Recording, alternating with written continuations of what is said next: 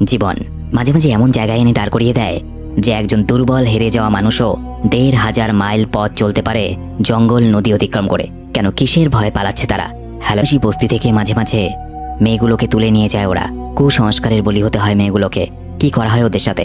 কিন্তু একদিন এমন কিছু ঘটলো যেটার কেউ কল্পনাও করতে পারেনি। প্রাণে বাঁচার জন্য মেয়েগুলো এমন লেভেলের বুদ্ধি লাগালো, হার হিম করা সত্য বাস্তব ঘটনা। দক্ষিণ অস্ট্রেলিয়া পাহাড়ের কোলে অবস্থিত একটা গ্রাম, নাম জিঙ্গল, যেখানে কিছু আদিবাসী মহিলা গ্রামের মেয়েদের শিকার করা শেখাচ্ছে। এই মেয়েগুলোর মধ্যে আমরা এই মেয়েটাকে দেখি, যার নাম হলো মলি।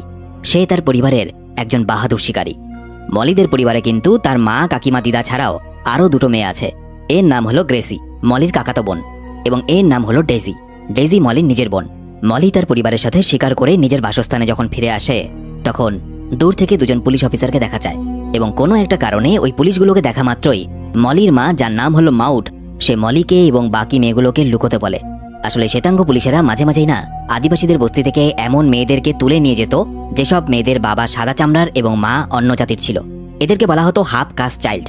কিন্তু কেন এই মেয়েগুলোকে তুলে নিয়ে যেত এবং তারপরে তাদের সাথে কি করতো সেটা একটু পরে জানতে পারবে। এরপর আমরা এই অফিসারকে দেখি। অফিসারের নাম হলো নেভেলি। নেভেলি মলি এবং তার বোনেদের ক্যাম্পে পাঠানোর জন্য একটা অর্ডার পেশ করে। ক্যাম্প অর্থাৎ যেখানে ওই মেয়েগুলোকে ধরে নিয়ে গিয়ে রাখা হতো। কথা মতো পরের দিন নেভেলির একজন লোক মলি এবং তার বোনেদের ক্যাম্পে পাঠানোর কথা বললে মাউট তাতে রাজি হয় না। মাউট বলে, আমার মেয়েরা আমার সাথে গ্রামে থাকবে। তবে কিছুক্ষণের মধ্যেই নেভেলির পাঠানো একজন গার্ড ওখানে আসে এবং মলিদেরকে নিয়ে যায়। মলি এবং তার বোনেরা সেখান থেকে পালায়। তারা প্রাণপণে ছুটতে থাকে, যদিও গার্ডদের গাড়ির গতির সঙ্গে ওরা পেরে ওঠে না। গার্ড এক এক করে মলি ও তার বোনেদেরকে টেনে হিচড়ে গাড়িতে তুলে নেয়। নেভেলির পাঠানো লোক মাউটকে বলে, এখন থেকে মলি আর তার বোনেদের লিগাল গার্জিয়ান হলো নেভেলি। মলির পরিবার ওদের তিনজনকে বাঁচানোর চেষ্টা করলেও তারা বিফল হয়। নেভেলির লোক ওদের তিনজনকে সাথে নিয়ে যায়। এবার প্রশ্ন আসে, কেন এদেরকে ধরে নিয়ে যাওয়া হলো? কি করা হয় তাদের সাথে? দেখা যায় মলি এবং তার বোনেদেরকে পশুর মতো একটা খাঁচার ভেতরে ভরে ট্রেনে করে তাদের গ্রাম থেকে অনেক দূরে নিয়ে যাওয়া হচ্ছে। প্রায় ১ দিন ১ রাত সফরের পর তারা মরি রিভার নামে একটা খ্রিস্টান হোমে এসে পৌঁছায়, যেটা তাদের গ্রাম থেকে প্রায় ১২০০ মাইল দূরে অবস্থিত ছিল। এত দূরে অচেনা একটা জায়গায় তাদেরকে যেভাবে নিয়ে আসা হয়েছে তাতে তারা যথেষ্ট ভয় পেয়ে রয়েছে। রাতের বেলা একজন সিস্টার মলি এবং তার বোনেদের শোয়ার ঘর দেখিয়ে দেয়। ওরা দেখে ওখানে ওদের মতো অনেক মেয়ে আছে, তারাও নাকি হাফ কাস্ট চাইল্ড। সেদিন রাতটা ৩ বোন কোনো রকমে কাটালেও পরের দিন সকাল হলেই গার্ড সবাইকে ঘুম থেকে তুলে দেয়। বিছানার এক কোনায় শুয়ে মলি সব কিছু দেখছিল। এরপর দেখা যায় একটা অদ্ভুত জিনিস। ব্রেকফাস্ট করার আগে অর্থাৎ সকালের খাবার খাওয়ার আগে সবাই মিলে অফিসার নেভেলির নামে প্রার্থনা করছিল, যেন কেউ ঈশ্বরের প্রার্থনা করছে। মলি, গ্রেসি ও ডেইজির কাছে এই সব কিছু ছিল অবাক করার মতো দৃশ্য। একটা মানুষকে, বলা ভালো একটা নিষ্ঠুর মানুষকে সবাই ঈশ্বরের মতো কেন পুজো করছে? এরপর সিস্টার ওদের ৩ বোনকে ভালো করে স্নান করিয়ে হোমের পোশাক পরিয়ে দেয়, কারণ কিছুক্ষণের মধ্যেই অফিসার নেভেলি সেখানে আসবে এবং অফিসার নেভেলি ঠিক করবে যে কোন মেয়েটার সাথে কি করা হবে। এদের মধ্যে যে মেয়েটার গায়ের রং বেশি ফর্সা তাকে পড়াশোনা শিখিয়ে এগিয়ে নিয়ে যাওয়ার সুযোগ দেওয়া হবে এবং বাকিরা এই হোমের মধ্যেই থাকবে বন্দি। এরপর এক এক করে অফিসার নেভেলির সামনে সবাইকে পেশ করা হয় এবং নেভেলি তাদের গায়ের রং দেখে তাদের চিহ্নিতকরণ শুরু করে। এভাবেই কেটে যায় বেশ কয়েকটা দিন। আর এখানে মলির সাথে পরিচয় হয় আরেকটা হাফ কাস্ট চাইল্ড, যার নাম লিজি। লিজি মলিকে এই ক্যাম্পের বিভিন্ন অদ্ভুত নিয়মকানুন সম্বন্ধে বলতো।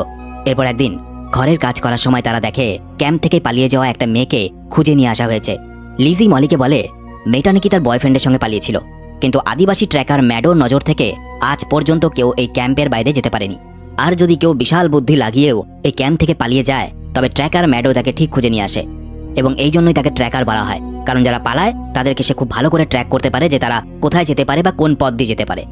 এবং পালিয়ে যাওয়ার শাস্তি হিসেবে মেয়েটাকে প্রচণ্ড মারধর করা হয়, যাতে এই ভয়ে অন্য কেউ ক্যাম্প থেকে পালানোর কথা ভাবতেও না পারে।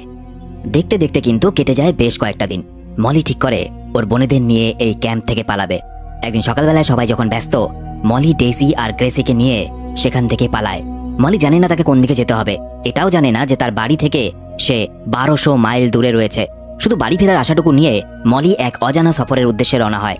সারা দিনের মধ্যে ক্যাম্পে কিন্তু কেউ জানতে পারে না যে মলি এবং তার বোনেরা সেই ক্যাম্পে নেই। রাতের বেলায় যখন প্রতিটা বন্দি মেয়েদের অ্যাটেন্ডেন্স নেওয়া হয়, সেই সময় সিস্টার জানতে পারে মলি এবং তার বোনেরা ক্যাম্প থেকে পালিয়েছে, এবং সাথে সাথেই ট্র্যাকার মাডোকে খবর দেওয়া হয় মলিদেরকে খুঁজে আনার জন্য। এই খবরটা নেভেলির কাছে গেলে সে প্রচণ্ড রেগে যায় এবং বলে, যেভাবেই হোক ওদেরকে খুঁজে নিয়ে আসো। মাডো তার ঘোড়া নিয়ে মলিদের পায়ের চিহ্ন অনুসরণ করে ঘন জঙ্গলের মধ্যে চলে আসে, তবে অন্ধকার নেমে আসায় সে আর এগোতে পারে না। ওদিকে মলিরাও দেখা যায় রাতের অন্ধকারে সেদিন জঙ্গলের মধ্যেই ঘুমিয়ে পড়ে। পরের দিন সকালে তারা আবার চলতে শুরু করে। আগের দিন রাতের বেলায় ওরা যেখানে ছিল, মাডো কিন্তু খুব সহজেই সেই জায়গাটায় পৌঁছে যায় এবং সে যেহেতু পালিয়ে যাওয়া মেয়েদেরকে ফিরিয়ে আনতে ওস্তাদ, সুতরাং সে বুঝে যায় এই জায়গায় আসার পর মলিরা কোথায় যেতে পারে। এদিকে দেখা যায় মলিরা চলতে চলতে একটা নদীর সামনে এসে পৌঁছায়, কিন্তু মলি জানতো যে ট্র্যাকার মাডো তাদেরকে অবশ্যই খুঁজতে আসবে, এবং এই জন্য বুদ্ধি করে মলি তাদের একটা ব্যাগ নদীর গতিপথের বিপরীতে কিছুটা দূরে ফেলে দেয়, যাতে মাডো যদি তাদেরকে খুঁজতে আসে মাডো যাতে বিভ্রান্ত হয় এবং অন্য পথে চলে যায়, এবং সে নিজেদের বোনকে নিয়ে জলস্রোত যেদিকে সেদিকে এগোতে থাকে। দেখা যায় মলির বুদ্ধি কিন্তু কাজ করে যায়। মাডো মলির ব্যাগটা পড়ে থাকতে দেখে নদী স্রোতের বিপরীত দিকেই এগিয়ে যায়, আর মলিরা ঠিক তার উল্টো পথে নদীর পথ ধরে রওনা হয়। তবে আগেই বলেছি মাডোর অভিজ্ঞতা এবং বুদ্ধি কিন্তু অত্যাধিক, এবং এই জন্য মলি বেশিক্ষণ তাকে বিভ্রান্ত বা ভুল পথে চালিত করতে পারে না। কিছুক্ষণের মধ্যেই মাডো বুঝে যায় যে মলিরা নদীর বিপরীতে নয় বরং জলস্রোতের সাথেই এগিয়ে চলেছে, এবং তারপর সে মলিদের ধরার জন্য উল্টো পথে রওনা হয়। এবার কি হবে? সে কি মলিদের ধরতে পারবে? যদিও ততক্ষণে মলিরা অনেকটা দূর চলে গেছে, কিন্তু মাডো দ্রুত গতিতে সেদিকে এলে ঘোড়ার পায়ের আওয়াজ শুনে মলিরা জঙ্গলের মধ্যে লুকিয়ে পড়ে। ফলে এই যাত্রায় মাডো কিন্তু ওদেরকে ধরতে পারে না। কিন্তু বিপদ এখনো মাথার উপরে আছে। নদীর পথ ছেড়ে মলি খরা জমির ওপর দিক দিয়ে এগোতে শুরু করে। কিছুটা দূর যাওয়ার পর তারা দুজন আদিবাসী লোকদের দেখতে পায়। তারা একটা পশু শিকার করে নিয়ে যাচ্ছিল। মলি তাদের কাছে খাবার চায়। খুব ক্ষুধার্ত, কাল থেকে যে কিছুই খায়নি। ওদের পোশাক আশাক দেখে আদিবাসী লোকটা বুঝতে পারে মলি ও তার বোনেরা শ্বেতাঙ্গদের হোম থেকে পালিয়ে এসেছে। এছাড়াও সে মাডোকে নদীর আশেপাশে খোঁজাখুঁজি করতে দেখেছিল। তাই ওই ব্যক্তি মলিদের খাবার জন্য শিকার করা পশুটার লেজটা কেটে তাদেরকে খেতে দেয়, আর সাথে একটা দেশলাই দেয় যাতে তারা ওই পশুর লেজটাকে পুড়িয়ে খেতে পারে এবং রাতের অন্ধকারে আগুন জ্বালিয়ে সুরক্ষিত থাকতে পারে। 3 দিন ক্ষুধার্ত থাকার পর এইটুকু খাবার পেয়ে তারা অনেক খুশি হয়। ওদিকে মাডো মলি ও তার ছোট বোনদের পায়নি। খবরটা নেভিলির কাছে গেলে সে পাগলের মতো আচরণ করে, কারণ তার ওখান থেকে আজ অব্দি কেউ পালিয়ে বাঁচতে পারেনি। সে তার লোকেদেরকে বলে যে করেই হোক ওই 3টে মেয়েকে খুঁজে বের করতে হবে। পাশাপাশি নেভিলির লোক মলির গ্রামে গিয়ে ওর মাকে জানায় যে তার মেয়েরা ক্যাম্প থেকে পালিয়ে গেছে। এটা শুনে মাউট খুব খুশি হয় এবং সেই তার মেয়েদের ফিরে আসার অপেক্ষায় দিন গুনতে থাকে। ওদিকে মলিদের কাছে খাবার শেষ হয়ে যাওয়ায় মলি এক শ্বেতাঙ্গ মহিলার মুরগির খামারে ঢুকে ডিম চুরি করছিল, কিন্তু ওই মহিলা মলিকে ধরে ফেলে। যদিও মহিলা মলিদের কিছু করে না, বরং সে ওদেরকে কিছু খাবার দেয়, গরম পোশাক দেয়। আসলে মহিলা ভেবেছিল মলিরা ওখানে খরগোশের শিকার করতে এসেছে। মলি তাকে র্যাবিট প্রুফ ফ্রেন্ডসের কথা জিজ্ঞেস করলে মহিলা তাকে পথ বলে দেয়। এবার প্রশ্ন হলো র্যাবিট প্রুফ ফ্রেন্ডস কি? মুভিটার নামও তো র্যাবিট প্রুফ ফ্রেন্ডস। এর অর্থ হলো মলিদের গ্রামের যে বর্ডার লাইন ছিল সেই বর্ডার লাইনটার নাম হলো র্যাবিট প্রুফ ফ্রেন্ডস। এই র্যাবিট প্রুফ ফ্রেন্ডসে পৌঁছতে পারলেই মলিরা বাড়িতে ফিরতে পারবে। কিন্তু কিছুটা দূর যাওয়ার পর এই ধুধু মরুভূমিতে তারা কিছুই বুঝতে পারে না যে তাদের কোন দিকে যাওয়া উচিত। যেদিকে দুচোখ যাচ্ছে মলি ও তার বোনেরা সেই দিকেই হেঁটে চলেছে। দেখতে দেখতে দিন এগোতে থাকে। প্রায় সপ্তাহ খানেকের উপরে হয়ে গেছে মলিরা হোম থেকে পালিয়েছে। মলির মা প্রতিনিয়ত তাদের অপেক্ষায় দিন গুনছে, এবং একদিন চলতে চলতে ওরা র্যাবিট প্রুফ ফ্রেন্ডসের সামনে এসে পৌঁছায়। এবং এটা দেখার পর 3 বোন অনেক খুশি হয়, কারণ অবশেষে তারা বাড়ি পৌঁছতে পারবে। কিন্তু তারা ভুল ভেবেছিল। তারা ফ্রেন্ডসের লাইন বরাবর হাঁটতে শুরু করে, কিন্তু ওদিকে এত দিন পেরিয়ে যাওয়ার পরেও মলিদের কোনো খোঁজ না পাওয়ায় নেভিলি নিজেই ওদের সন্ধানের দায়িত্ব নিজের হাতে তুলে নেয়। এবং নেভিলি ওই এরিয়ার ম্যাপ দেখে দিন হিসেব করে কিছুক্ষণের মধ্যে বুঝে যায় মলি এবং তার বোনেরা এতদিনে নিশ্চয়ই র্যাবিট প্রুফ ফ্রেন্ডস ধরে ওদের গ্রামের দিকে পৌঁছে যাচ্ছে, এবং ওদের গ্রামে যাওয়ার আগে ইয়ালগো নামে আরেকটা গ্রাম পড়বে। ওই গ্রামটাকে ক্রস করার পরেই ওরা নিজেদের গ্রামে পৌঁছবে। নেভিলি তার লোকেদের ওই গ্রামটার মধ্যে পাহারায় বসিয়ে দেয় যাতে মলি এবং তার বোনেদেরকে ধরা যেতে পারে। ওদিকে মলির ছোট বোন ডেইজি আর এগোতে পারছে না। শক্ত মাটি নুড়ি কাকুরের মধ্যে তার পা কেটে যাওয়ায় সে মাঝ রাস্তাতেই বসে পড়ে। মলি ডেইজিকে কাঁধে তুলে চলতে শুরু করে।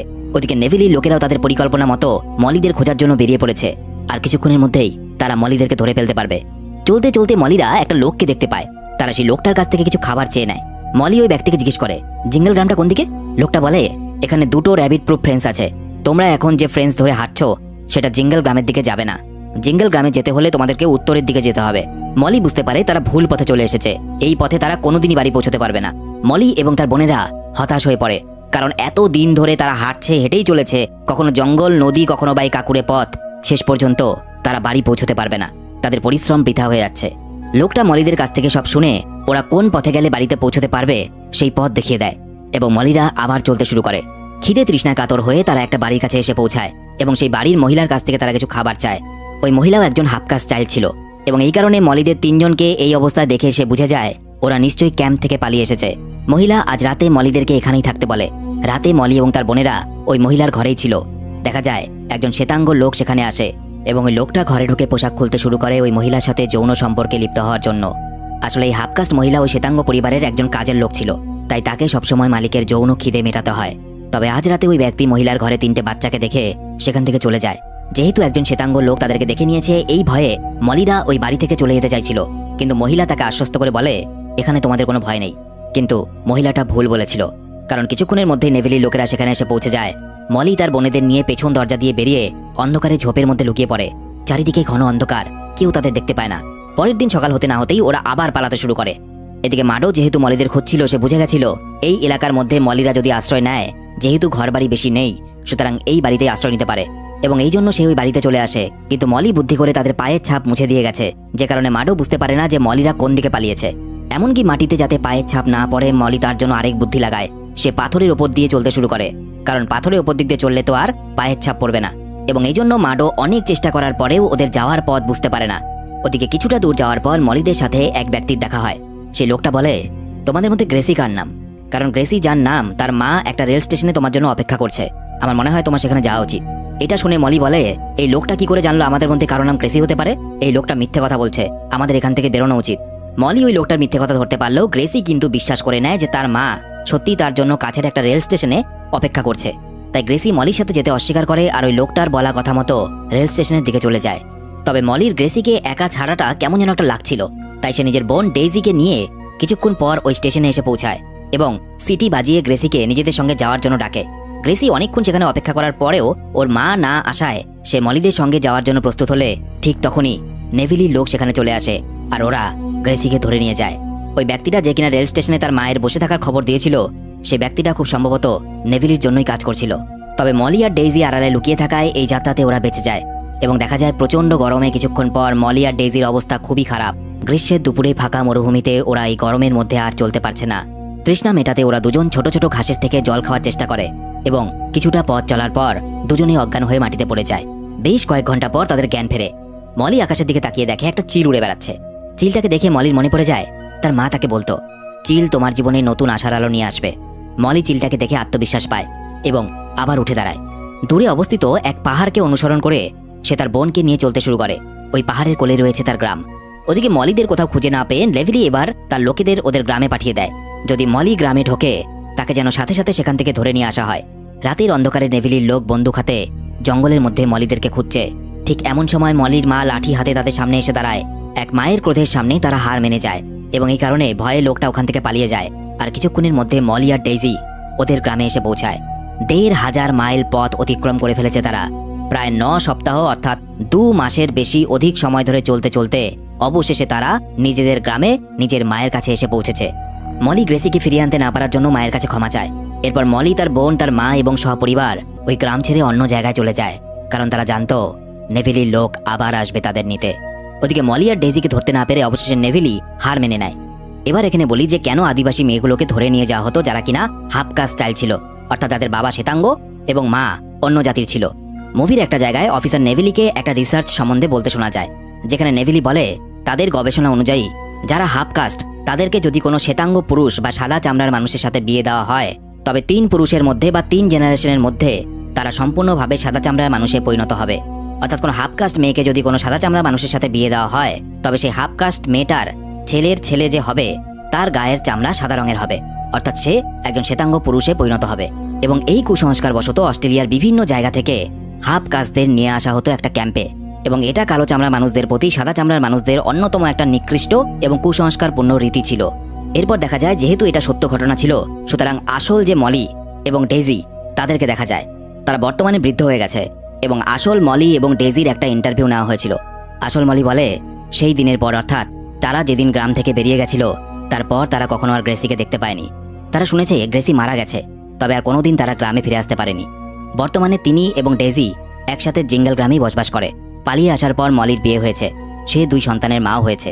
কিন্তু মলির মেয়ের যখন 3 বছর বয়স, তখন নেভিলির লোক আবার তাকে নিয়ে যায় এবং তারপর থেকে মলি আজ পর্যন্ত তার মেয়েকে চোখে দেখেনি। আর ভিডিওতে যাকে দেখা যাচ্ছে সে হলো আসল মলি এবং ডেইজি।